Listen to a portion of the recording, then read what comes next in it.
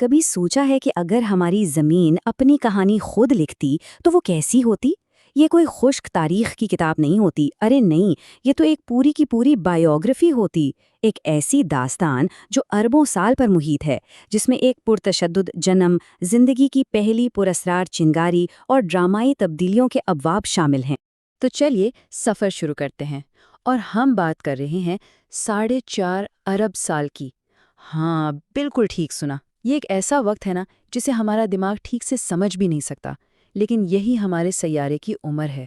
تو پھر سوال یہ ہے، اتنی لمبی، اتنی بڑی کہانی، اسے سنائیں تو سنائیں کیسے؟ سب سے اچھا طریقہ یہ ہے کہ اسے چند بڑے ابواب میں تقسیم کر لیا جائے، جہاں ہر باب زمین کی زندگی کا ایک الگ اور ڈرامائی دور بیان کرتا ہو۔ تو کہانی کا پہلا باب، اس کا نام ہی ہے ایک پرتشدد پیدائش۔ اسے سائنسی زبان میں کہتے ہیں ہیڈین ایون، مطلب جہنمی دور۔ اور یہ نام بالکل ٹھیک ہے، کیونکہ یہ دور آگ، افراتفری اور مسلسل ٹکراؤں سے بھرا ہوا تھا۔ ذرا اس ٹائم لائن پر نظر دوڑائیں۔ کہانی شروع ہوتی ہے کوئی 4.6 ارب سال پہلے، جب گیس اور دھول کا ایک بہت بڑا بادل، جسے ہم شمسی نیبیولا کہتے ہیں، وہ اپنی ہی وزن سے سکڑنے لگا۔ پھر 4.54 ارب سال پہلے اسی ملبے سے ہماری زمین بنی، لیکن سکون کہاں تھا؟ بننے کے فوراً بعد ہی ایک اتنا بڑا ٹکراؤ ہوا جس سے ہمارا چاند بن گیا، اور اس کے بعد بھی لاکھوں سال تک بس سیارچوں کی بارش ہوتی رہی۔ اچھا، تو یہ زبردست ٹکراؤ تھا کیا آخر؟ سائنسدانوں کا جو سب سے مقبول نظریہ ہے نا، وہ یہ ہے کہ ہمارا چاند دراصل ایک بہت بڑے کائناتی حادثے کا نتیجہ ہے۔ اسے کہتے ہیں جائنٹ امپیکٹ ہائپوتھیسس، یعنی عظیم تصادم کا نظریہ۔ سوچیں ذرا، مریخ کے سائز کا ایک سیارہ، سائنسدانوں نے اسے نام دیا ہے تھیا، وہ سیدھا آ کر ہماری نوزائیدہ زمین سے ٹکرا گیا۔ یہ ٹکر اتنی شدید تھی، اتنی شدید کہ اس نے دونوں سیاروں کے کچھ حصوں کو بھاپ بنا دیا، اور اس سے جو ملبہ نکلا نا، اس نے زمین کے گرد ایک چھلا سا بنا لیا۔ پھر آہستہ آہستہ لاکھوں سالوں میں کشش ثقل نے اس سارے ملبے کو اکٹھا کیا اور ہمارا چاند بن گیا۔ اچھا، تو اس آگ اور تباہی کے دور کے بعد جب زمین تھوڑی ٹھنڈی ہوئی تو ہم کہانی کے دوسرے باب میں داخل ہوتے ہیں، اور اس کا نام ہے زندگی کی پہلی چنگاری۔ یہ آرکین کا دور تھا۔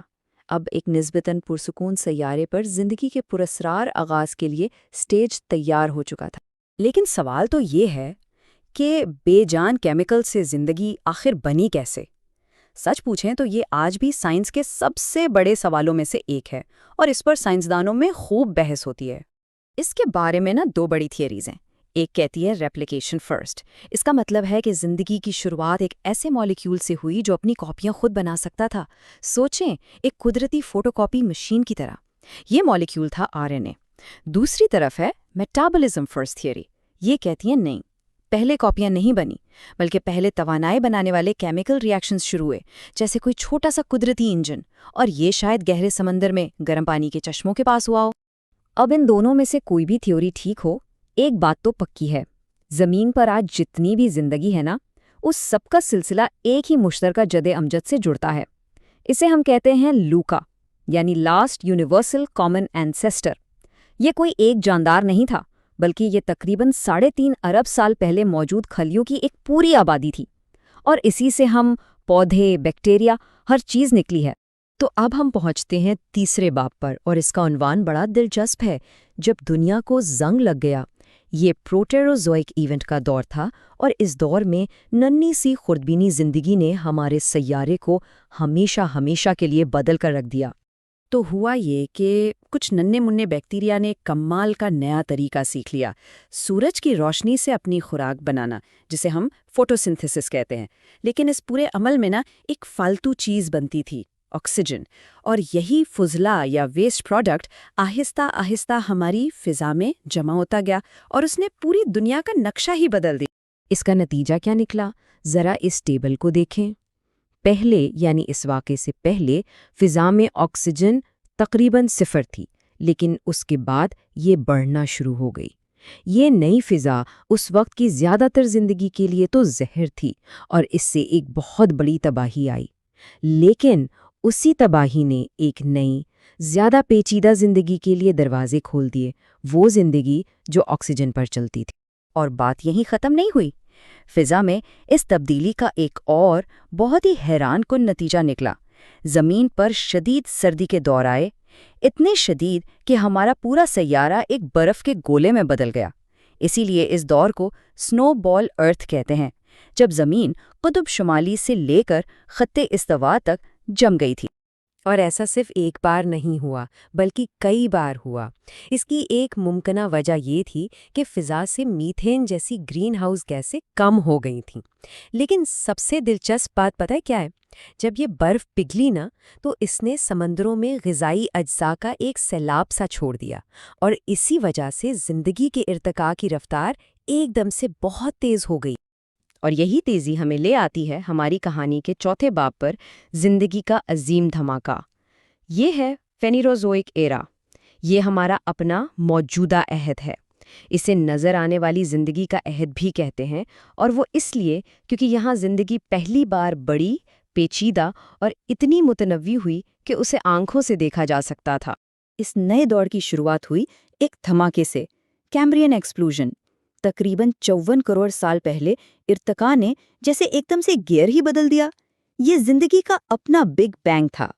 پلک جھپکتے ہی ارتقاء کے پیمانے پر اچانک سے وہ تمام بڑے حیوانی گروپس فاسلز میں نظر آنے لگے جنہیں ہم آج جانتے ہیں، ٹرائلوبائٹس جیسے آرتھروپوڈز، مولسکس، یہاں تک کہ ہمارے سب سے پرانے رشتہ دار پہلی مچھلیاں بھی۔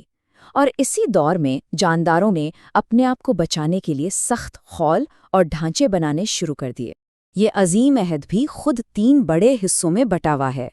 پہلا تھا پیلیوزوئک، جب زندگی نے آخر کار سمندروں سے نکل کر پہلی بار زمین پر قدم رکھا۔ پھر آیا میزوزوئک، یعنی ڈائناسورز کا دور، جو زمین کی تاریخ کی سب سے بڑی اجتماعی ہلاکت کے بعد شروع ہوا۔ اور آخر میں سینوزوئک، ہمارا اپنا دور، جو اس سیارچے کے ٹکرانے کے بعد شروع ہوا جس نے ڈائناسورز کی کہانی ختم کر دی۔ اور یہ سب کچھ ہمیں کہانی کے آخری باب کی طرف لے آتا ہے، ایک لمحاتی وجود، یعنی اس پوری کہانی میں انسانیت کا مقام کیا ہے۔ اب ذرا 4.5 ارب سال کی اس کہانی کو انسانی نظر سے دیکھتے ہیں۔ ذرا اس چارٹ پر غور کریں۔ یہ زمین کی تاریخ کے 4 عظیم عہد ہیں، اور جس دور میں ہم رہتے ہیں نا، یعنی نظر آنے والی زندگی کا عہد، وہ پوری تاریخ کا صرف 12% ہے۔ اس کا مطلب یہ ہوا کہ زمین کی تقریباً 90% تاریخ میں زندگی صرف خوردبینی اور بہت سادہ تھی۔ اچھا، اب ذرا اس 12% والے چھوٹے سے ٹکڑے کو بھی بڑا کر کے دیکھتے ہیں۔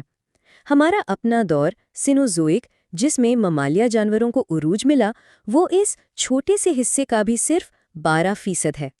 اور یہاں آ کر اصل پیمانے کا احساس ہوتا ہے۔ اس اتنی بڑی، اتنی لمبی ٹائم لائن پر ہم انسان صرف 20 لاکھ سال پہلے نظر آئے۔ ہماری پوری لکھی ہوئی تاریخ اس کہانی میں ایک ایسی باریک لکیر ہے جو شاید خوردبین کے بغیر نظر بھی نہ آئے۔ تو اس وسیع داستان میں جہاں ہم بس ایک پلک جھپکنے جتنی دیر کے لیے آئے ہیں، ہماری کہانی کا باب کیسا لکھا جائے گا؟